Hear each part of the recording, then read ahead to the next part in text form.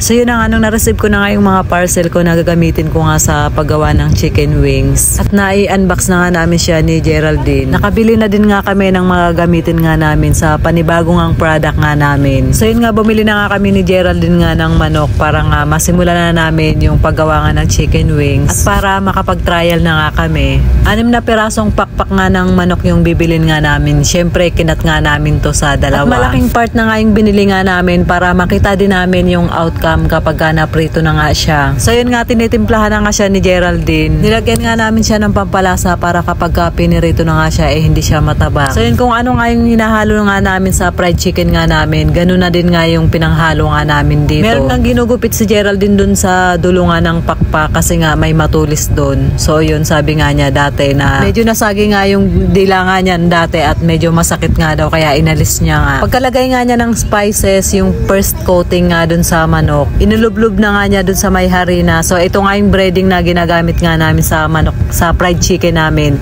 So yan, maraming nasasarapan sa breading na yan kaya binabalik-balikan din talaga yung fried chicken nga namin. So yun nga, sariling gawa nga namin yan. At meron din nga kaming ilang customer nga dito sa shop na hindi talaga nagtatry ng ibang product kundi nga namin. Fried chicken lang din talaga yung gusto nga nila kapag nga kumakain nga dito. Parang katulad lang din nung isa nga naming customer na hindi rin sumusubok ng ibang product kundi chicken biryani lang. So yung mga regular customer talaga namin, meron talaga silang bet na pagkain nga namin na since day one talagang nagstick sila doon at hindi nga sila sumusubok ng iba kahit na anong offer ko nga sa kanila. Ng mga product nga namin, antayin ko na lang din siguro na magsawa nga sila kung ano nga yung bet nilang kainin. So yun nga, mabilis lang naman namin na i-prepare nga tong chicken wings kapag ka may bibili nga mga customer nga dito. At made to order nga to kapag ka may bumili. So yun, around 20 minutes yung time nga na antayin bago nga namin ma-serve. Kaya napaka-importante talaga na nagtatrial nga kami sa mga bago naming product para kapag ka may bumili nga customer, alam namin kung ano yung mga isasagot sa mga tanong nila. Good tasting na nga kami at lahat nga ng flavor ginawa nga namin. Para syempre matikman din namin siya lahat. So yun, dahil kami nga ang nagluto nito at kami yung gumawa nga nito, syempre masarap to.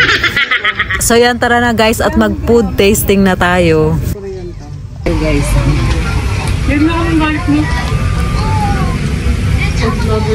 Kaya ang buka diba? Hindi mo akong gano'n. Hindi talaga pala buka mo. Kaya akong garlic. Ang sarap na nga. Ang garlic. Ito talaga magpapasarap dito. Gusto ko ang barbecue. Korean barbecue. Marabo na naman.